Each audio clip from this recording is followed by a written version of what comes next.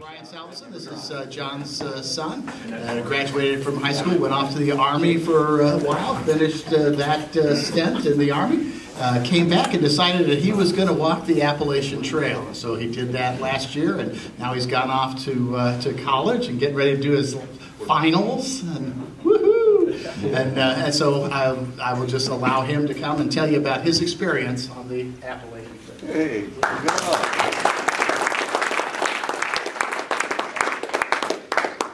Thanks everyone. Can everyone hear me? Yeah. Okay, cool. So for again, those of you who don't know, I'm Brian. Graduated high school in 2012, did 4 years in the Army, was stationed in Korea and San Antonio, Texas. And when I got out in 2016, I really needed something to kind of help me focus on getting out. And I had heard about the Appalachian Trail, and it took my imagination away, and I just really wanted to kind of have an experience and adventure on my own. So I kind of set forward a plan to hike the trail in 2017 and hopefully complete it, and then go on to college afterwards, which is, right now I'm at Texas State University studying geography.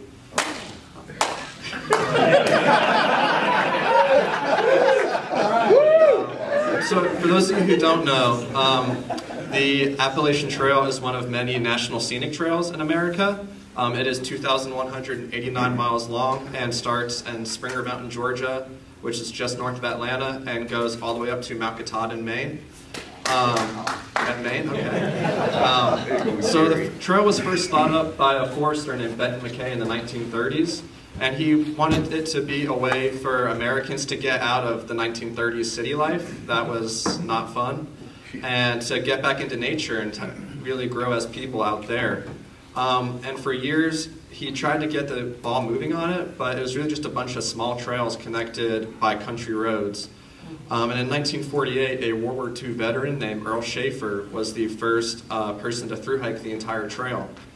And he's credited with being the first person, and he's done it, I think, twice since then. And then the first female thru hiker in 1955 was a 67-year-old grandma, affectionately named Grandma Gatewood. But the trail wouldn't be completed until about 1968, when Congress passed the National Scenic Trails Act, and it set aside funds to acquire land throughout the rest of the area so you wouldn't have to be walking on roads all the time. So in 2017, the year I hiked, there were over 4,000 people who attempted to hike the trail, and many others who were just hiking small sections or for weekends. And there continues to be the same completion rate about every year, which is about 20% of people. So last year there's about 800 people that hiked the whole trail. So some common questions that I get is, how long did it take? So from my experience, it took 4.5 months. The average is 5 to 8 months. And because a lot of people really want to finish in New England in the fall time, which is something I wish I had the opportunity to do, just to see all the colors out there. But there's also a small group of people that try to go for the record every year. And so the record for hiking 2,189 miles is 45 days, and 12 hours and 15 minutes. So they really time it down. Yeah, it's a big movement. Yeah, and then so the next question I get is, where did I sleep? So I had a small one-person tent, weighed 1.5 pounds, and I slept in that most of the nights. Other times there are shelters there, and if there weren't any mice in there, then I might sleep in there. And then when I'm in town, they have hostels that are made for hikers, and you pay 20 bucks and you get a bunk and shower, and you can do your laundry. So I'd sleep in there when I was in town. The next question that I usually get is, what did I eat? So every day I try to eat about 3,000 calories at the least. Breakfast was usually something around honey buns, Pop-Tarts, and bagels and peanut butter. Oh, perfect. Yeah, it really is. Lunch would be more bagels with peanut butter and pepperoni. And then cookies, chips, and trail mix. And then dinner would usually be either ramen with tuna or some pasta sides. And a lot of Snickers bars, too. How often did I shower? On average, it's about 4 days. There were 3 long stretches of 8 days where I found out I didn't shower. And my favorite part is definitely the Whites of New Hampshire. Has anybody been there to the Whites? It's just a really, really beautiful part, way different than Texas. So it's some amazing weather to go along with it. And then how much did my gear weigh? Fully loaded, about 35 pounds with about 4 or 5 days of food and 2 liters of water. And then did I see any bears? Yes, I saw 2 of them. But they were in a zoo in New York, kind of. That's the Trailside Zoo in New York, along the Hudson River. So for preparation for a thru hike, there's a lot of steps that a lot of people take, and some people don't take any steps and just wing it. Usually the people who prepare are a little bit more successful. So for research, it was a lot of reading gear reviews on YouTube and online, using Excel to kind of figure out what my pack would weigh. So there you see all the various items in different colors, figuring out the total weight.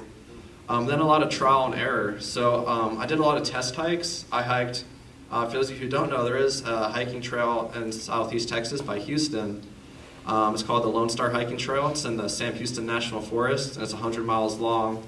So I did that just to kind of see, did I even like hiking for days at a time? And what kind of gear that I had at the time, how would it, did I like it? How did it work with my hiking style? And then a few days or a few weeks before the trip, I also went out to the Cross Timbers Hiking Trail, which is on Lake Texoma. And I just did that to familiarize myself with the new gear, because you don't want to be figuring out how to set up your tent on a mountain in Georgia when it's cold. And then a lot of mental preparation, which I find is what a lot of people who I talk to on the trail, they didn't try to prepare mentally at all. They just kind of went at it. And my time in the Army, with the suicide epidemic that's in the Army nowadays, they really try to hit home with a lot of resiliency training. And one thing that always stuck with me was this thing called Hunt the Good Stuff, which is very reminiscent of Romans 5. And it's just, finding joy in suffering. So while I was out there, I kept telling myself, okay, the weather's not great right now, but I shouldn't write off my whole trail experience just because one day is bad. It's kind of similar to what Romans 5 is talking about. And then one thing I wish I had done before I went was read more books. While I was on the trail, I was listening to David Ramsey's Entre Leadership podcast, and he had this guy named Jim Collins on, and he wound up recommending one of his books, Great by Choice. And in that book, he talks about a lot of things that were really applicable to me on my hike that I wish I had read about beforehand. One thing specifically, he talks about the 20-mile march, which is very applicable because most days I was walking about 20 miles. And he talks about mainly just being consistent every day, doing 20 miles instead of doing 5 one day and 30 the next, which, again, I was able to look back on my experience and realize that would have really helped me. There was one day in Vermont, everyone I was hiking with, they had 30-mile days. I didn't have a 30-mile day, and I really wanted one so I could be there with all my friends. And so in Vermont, one of the toughest states on the trail, I did 30 miles in a day, and I was so happy until the next morning when I woke up. And I had a case of runner's knee for quite a while up into Maine, and so it really affected me negatively. And had I just been more consistent, I probably wouldn't have had to deal with that injury. So that would have really helped me out. And then also The 7 Habits of Highly Effective People by Stephen Covey. I'm sure a lot of you have read that one. So a lot of the 3 first habits that he talks about, be proactive, begin with the end in mind, and put first things first. They all really, looking back on the trail, I wish I had read that beforehand, because a lot of it I really had to learn, unfortunately, in the middle of the trail. Being proactive, I realized that after a while, okay, if I get water right when I get to camp, I'm a lot happier later. If I get out of bed first thing in the morning, I'm a lot happier because then I'll lay in bed on my air mattress for a few hours and just not hike. And then, begin with the end in mind. A lot of people who quit lose sight of the trail and the whole experience, and they just think of the next day or the next few days. So just those 3 characteristics, I really wish I had thought of those more while I was hiking. So hiking culture. When you get people from all over the world on this small set of trail, they really kind of develop their own culture. And it's I met people from Europe, from China, from Japan, from Australia. The majority are from the States, but there's still a very large amount of people that come to America to experience this. And then ages also varied. There were people from high school that were out there hiking the whole trail. They had just graduated early. And then a lot of us were college age, and then there were even a few retired people. And today, or last year in fact, a man set the record for being the oldest person to through hike. He was 82. Yeah. So, yeah. And then hikers also developed their own language. So all these words, trail angel, trail magic, nobo, sobo, flip-flop, zero, Nero, slack pack, yogi, and yo-yo, they all mean very specific things to through hikers, where it's like nobo and sobo is northbound or southbound, which is the direction you're heading on the trail. Zero is a day you stay in town, you don't hike at all, because you need to just relax, you need to do laundry, you need to shower, you need to buy food. Nero is a day you do a near zero, so you just do 3 miles, either into town or out of town. And then yogi is where you pull a yogi, like the bear, and you try and steal food off weekend backpackers or something to try to play the sympathy card. Which works really great in Shenandoah National Park because there's a lot of tourists there. And then hikers also get their own trail names, just as a way to kind of be their own person while they're on the trail and to kind of separate themselves from any bad experiences they've associated with themselves in the past. They take up trail names, which are more or less affectionately given to them by the people they hike around. So mine was downwind because I smelled really bad. And then I hiked with people named Blueberry because he ate 16 blueberry Pop-Tarts in one night. Someone named Nitro, Fjord, Snap, Hawk, Guac, Pacer, and the rest of them. And there's a picture of some of them at the end. That's our last day, right before we climb up the last mountain. So there's a lot of scary moments on the trail too, and looking back, a lot of them were weather related, I realized. So from my first real big thunderstorm in the Smoky Mountains, where you couldn't even count to 2 for the difference between the lightning and thunder. A blizzard in Tennessee, which was my first blizzard ever since growing up in Texas. You don't really get any of those. A hailstorm in Virginia, having to walk through a wildfire in Connecticut. And then thunderstorms in the White Mountains. And the White Mountains are home to the worst weather in America, is what I found out. And so the night before, I'm climbing up to Mount Washington, and it looks like that. Luckily, I managed to find a hut, which is where people can pay to stay. And for through hikers, they let you do this thing called work for stay. So in exchange for working, either washing dishes or folding blankets, they let you sleep on the kitchen floor for free. And so I woke up the next morning to this view, which is much better mountain hiking weather. So eventually, you can see Mount Washington's kind of just off to the right of the picture. And I think visibility that day is 90 miles. So, and then also just a sudden storm in May. It's just amazing how fast weather can come up on you out there. And it was just really amazing and humbling to figure out, how small we are really out there alone. So it's just the feeling of powerlessness is both very terrifying and humbling. And it really resulted in a lot of my most profound memories out there being in bad weather. And just kind of realizing that you have to lean on something bigger. Those were some of my most, spiritual, religious moments out there, praying. And the song "Praise You in This Storm" has really never meant anything more to me than when I was out there. And then there's the weather from Mount Washington. You can see off the left side, it was peaking at 90-mile-an-hour gusts. So lessons learned. Mainly be proactive. Again, I found the biggest part of my enjoyment out there was when I had things taken care of already. Getting camp set up, getting water, cooking food. It was all kind of done when I needed to do it and not at the last minute. Secondly, that my gear owes me nothing. I remember there was one windy day along the North Carolina-Tennessee border, and my sleeping pad kept flying out of my backpack. And I got so mad at my sleeping pad, and I eventually just kind of threw my trekking pole at it to pin it down. And I broke my trekking pole doing that. And I realized my gear, I was getting mad at my gear, but I was just trying to project my anger onto something else. And it was really my own fault. So I had to, be proactive and secure it better. But I didn't want to own responsibility for that.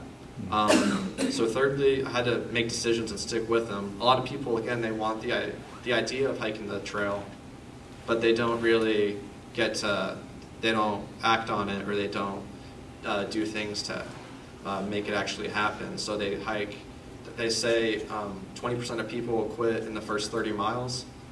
So a lot of people just, idealize it and then they don't actually take steps to prepare for it. And then don't quit on a bad day. A common saying on the trail is no pain and no rain equals no main. And so that was, again, the big thing about going back to hunt the good stuff and realizing that the experience is so much more than just one day or one moment. It was, 4.5 months of meeting different people and seeing different landscapes and getting to really have a great adventure. Looking back on it, making this presentation, I realized it really comes back to something I learned in this building. Zach Warner's 5th and 6th grade class was the 4 principles of manhood. Be proactive, reject passivity. Your hero owes you nothing, accept responsibility for your things, make decisions to stick with them, lead courageously. I found that when I was hiking with people, we all kind of built off each other's positivity and our bravado. We really wanted to look out for each other. And so that really was something that really stuck out to me again. And then don't quit on a bad day, so expect the greater reward. And so a lot of people, they lose sight of the end of the trail, of the feeling of accomplishment, and they just want comfort right now. So they don't get a feeling that they completed something. They go home and they realize they quit. And one of the first people I hiked with, he had tried the trail earlier, I think in 1999 or something. And again, he just kind of always wanted the feeling of being a mountain man and going out there. He didn't think of the whole experience as a whole. So I don't think he was looking for the greater reward. But yeah, so that's kind of my whole experience. It was really something that I really enjoyed. I'd highly recommend just getting out and doing a section of it, if you can, or the whole thing if you want to and have time. Yeah, any other questions? When did you start? Yeah, so I started on February 12th, and then I finished on June 30th. So. Why did you start so early? So because 4,000 people hike the trail, a big start date is May 1st and May 15th. Those are really big start dates. So there's probably on those days there's a few hundred people starting every day. So the campsites are all crowded, and then the towns get crowded with people, and it's really hard to find services for hikers. So that's why I chose to start early. And then also I wanted to make sure I was back in time for the Reynosa trip. So that's awesome. Yeah. Brian, other Yeah. than your knee, did you have any plantar fasciitis, stress fractures in your feet, any orthopedic issues? That I'm aware of, no. I did have a lot of blisters and stuff, but I was able to find a pair of toe sock liner things, and those really helped out. So I was really fortunate. Looking back on it, I didn't have any issues. I fell, I think I really 32 hard falls. I counted those for some reason of falling over, falling on my side, on my back, forward, backwards, anyway to fall. I fell it. So, but yeah, so just blisters on my toes, and then the runner's knee was really the only thing that I had injury-wise. So, yeah. So how many changes of clothes and shoes did you have? So I went through 4 sets of shoes. So I would. How it works and you for bought shoes. them on the trail? Yeah, where you buy them online, and then so the hostels there, you just put hold for hiker, and you put your name on it, and they'll hold it for you for up to 30 days. And even post offices along the trail, they will. They know that the trail is there, so they kind of hold packages there too, even though they're not supposed to. And then for clothing, I had 1 T-shirt, 1 set of underwear, and then a pair of pants and a pair of shorts, and then some jackets. That's why you're downwind. That's why I'm downwind, yeah. Inside, outside, front, back. So, and then actually the hostels along the trail, they know that hikers don't have many clothes, so they actually have a bucket of clothes for you to wear while you do laundry. So it makes for some pretty interesting looking outfits, and we're very obvious around town. Those got deleted. So from a percentage perspective, what percentage of the trail is fairly easy terrain and what percentage is actually really difficult to traverse? So this right here is the easiest section. And that was a quarter mile. If you're looking for easy, I would say Virginia, they say it's flat. But the key is you have to climb up to the flat part, and then you climb down, and then you climb back up to the flat part. So Virginia, I think, is probably the easiest. And then the hardest is definitely the White Mountains in the northeast. And then also, I think Georgia, but that's mainly because people are starting out there. so they just think it's the most difficult part at the time. So. What did you do in the rains and the thunderstorms? You get your tent out and crawl in? So the first one, the one in the Smoky Mountains, me and my friend, we wound up running the last 2 miles to the shelter. But most of the time you kind of know where you're camping at, so you really just walk through it, or you try to at least. So, and then like the blizzard, I wound up, there was someone along the trail, they have a log cabin in their backyard that they let hikers stay in. So it's not insulated, there's only a wood burning stove, but you can stay in there for free. So during a blizzard, that was pretty welcoming. So, yeah. What was your coldest night out? The coldest night out was that first storm in the Smokies. It got below freezing. It was 12 degrees, I think. So, yeah.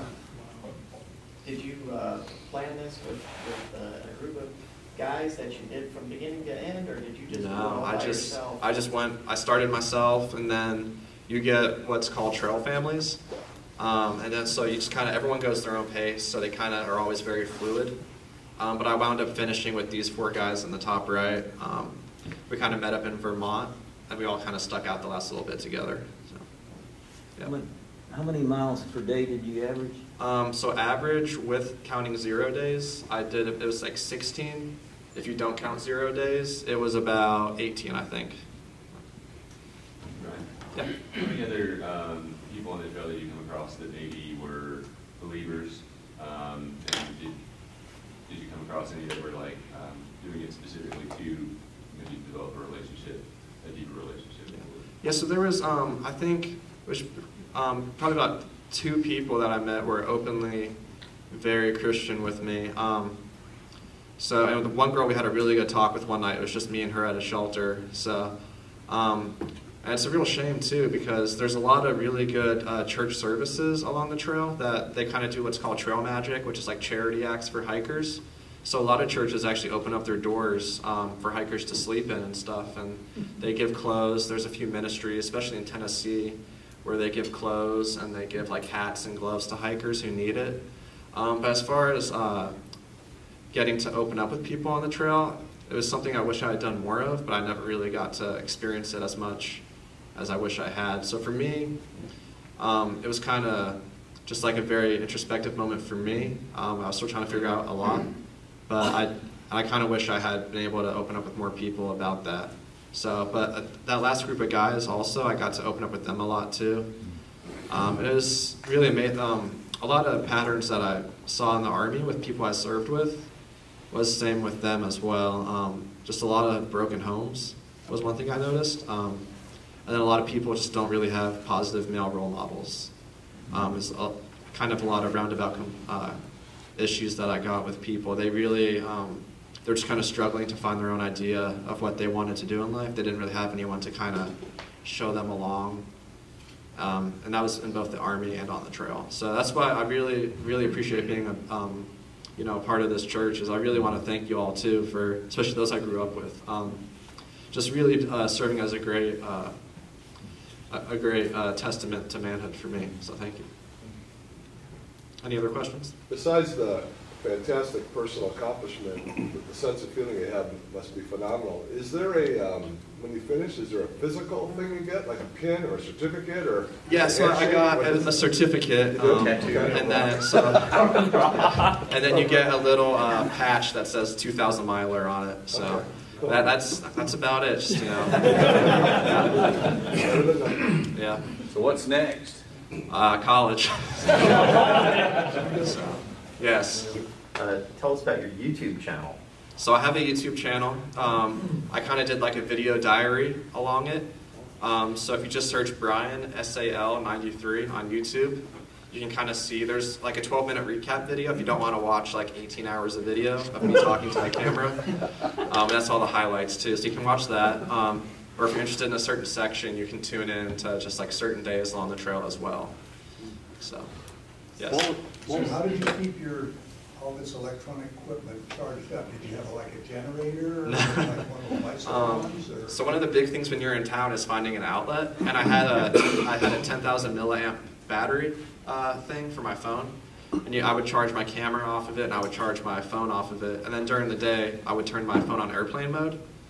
And your phone can actually last like 3 days on airplane mode, even listening to like music and stuff. So I would just plug it in at night for a little bit, get it back up, and then my battery could really last me like 8 days out there, I found, between charging my camera and my phone. So yeah. So you took a camera and the pictures on your cell phone? Or? Yeah, most of the pictures I took on my phone, and then my camera was just a GoPro. So it doesn't take very good, landscape pictures. So that was just more for the video. Yeah. What was the overall cost, and how did you carry money with you? Pretty much all my money was electronic. But yeah, so I actually kept an Excel sheet the whole time of my costs. And so I had a budget, I think, of $4,000, and I wound up only spending $3,500. Then I spent about $1,000 on gear beforehand. So some people, I know one guy, he was retired, and he spent about 10 grand on the trail. Yeah. So. That's my kind of.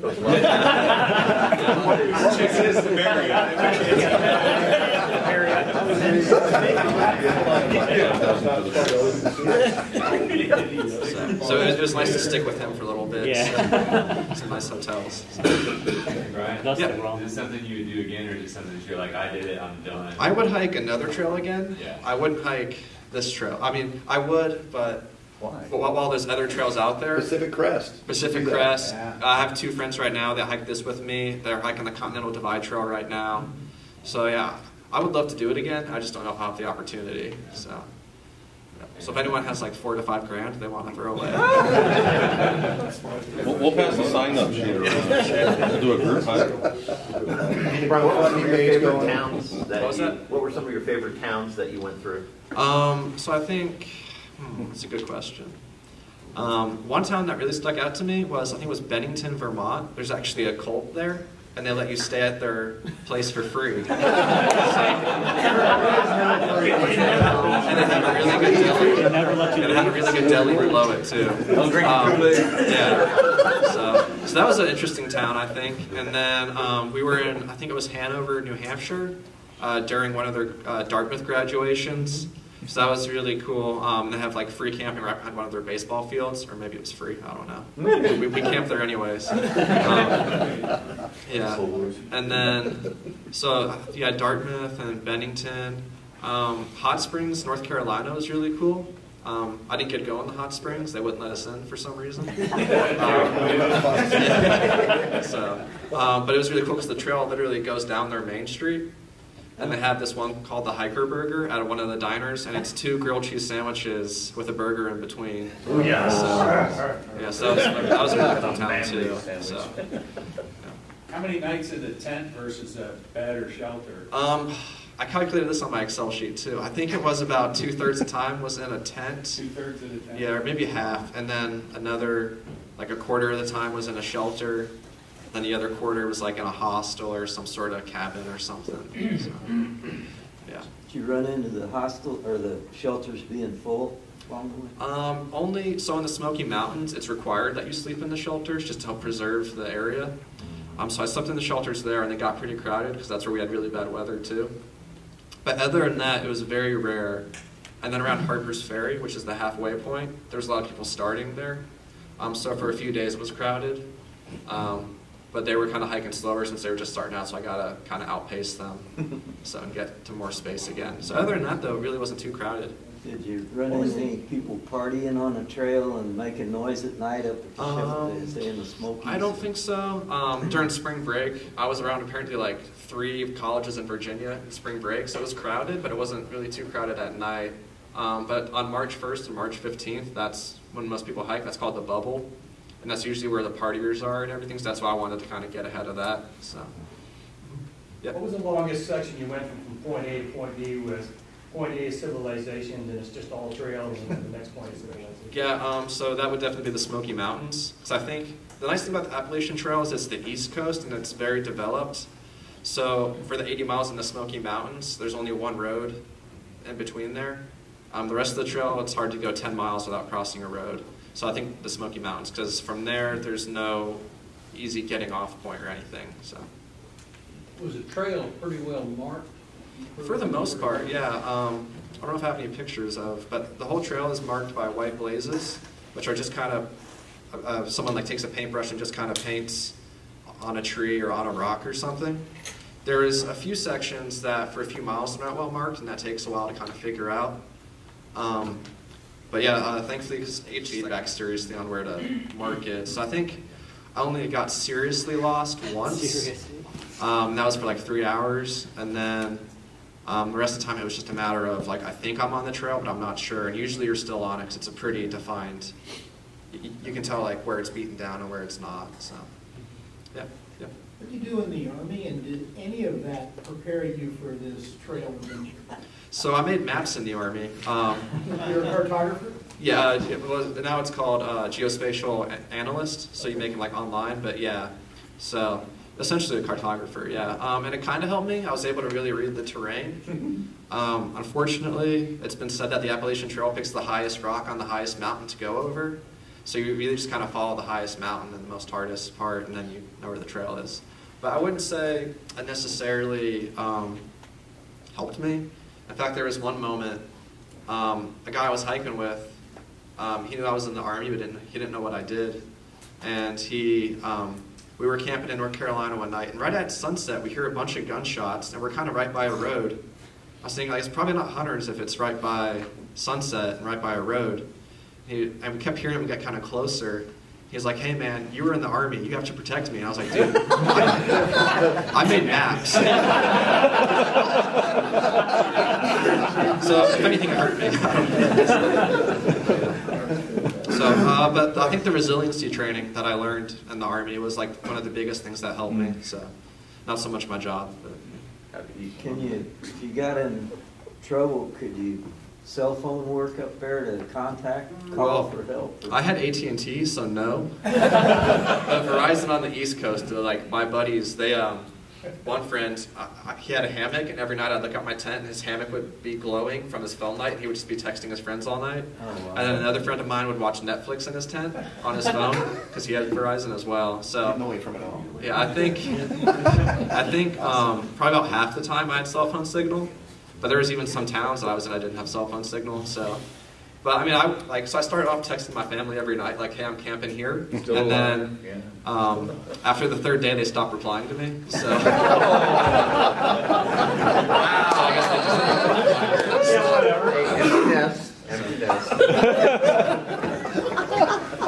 Brian, I can't remember, were you a scout, and if you were, did you go to Philmont, and if you did Philmont, did that trek did anything to prepare you? I forgot yeah, I was in Cub Scouts for a few years, but I never managed to go on any camping trips. But I'm sure it would definitely help, you know? Yeah, well, I did Philmont. You know, I thought I was going to die for 2 days. Well, I mean, that's in the desert, right? No, it's up in the mountains. Oh, okay. So, tell them how your son took care of his clothing issue at Philmont on the 2 week. His plan for 2 weeks is a pair of underwear every day and just throw them away. Oh, wow. You don't have that nickname. Okay. Hey, Brian? Yeah.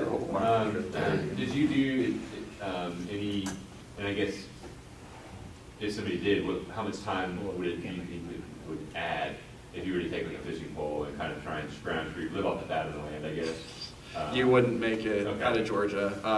Because in the South, you cross almost no bodies, like you cross small streams, but that's it.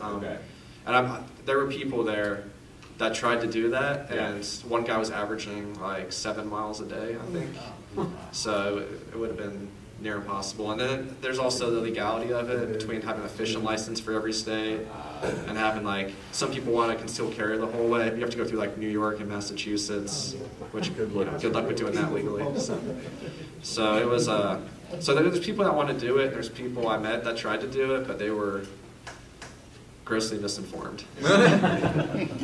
Brian, did you run into anything that could ruin your trip, like a venomous snake or a coyote, a wolf? Or... So I saw a few rattlesnakes up in, I think, Pennsylvania, and a lot of black snakes. But other than that, I mean, the rattlesnakes let you know very early that they're there. So as far as I know, no one that I was hiking with got bit by a snake or anything. It's very rare that it actually happens. Of 4,000 people, I'm kind of involved in the online community of the trail a lot, and I think I've seen one case this year so far that someone's been bitten by a snake. So. What about the potential for Lyme disease? Yeah, Lyme disease is a big thing out there, especially I think the CDC this year said that around Pennsylvania, New Jersey, and New York, there's going to be a really big case of it because there's like a new strain of it. So that's why, like, for me, I treated my clothes with permethrin before I went out there, and I wore pants pretty much every day up till I got pretty far up north. That's good. So, yeah, so that was then every night you check for ticks. So I only saw about, I think, 2 ticks, and they were just kind of on my pants or on my tent in the morning. So, but yeah, Lyme disease, that was one of the big things I was worried about health-wise.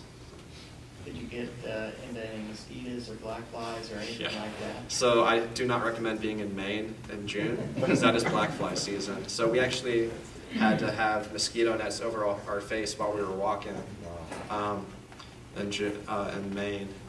Between like starting in Massachusetts and north, there was just constant like black flies and mosquitoes. So yes, that was one of the really sucky moments of the trail. So, yeah. That's why Gary's down here now. Yeah. All right, let's give